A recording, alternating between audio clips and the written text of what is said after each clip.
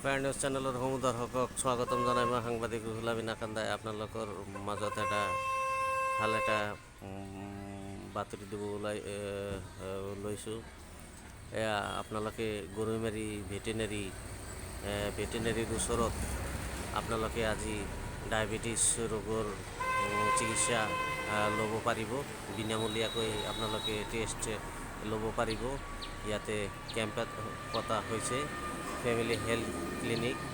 এয়া আপোনালোকে চাই আছে doctor Ashiq Iqbal MD physician, diabetology consultant physician and diabetologist. তেখেতে আজি 5 বজালৈকে ইয়াতে থাকিব।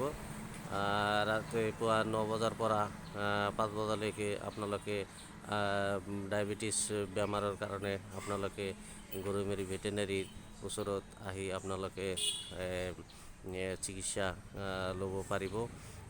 বিজ্ঞ ডক্টৰ আশিক ইকবাল এয়া আপোনালোকে চাই আছে। আৰু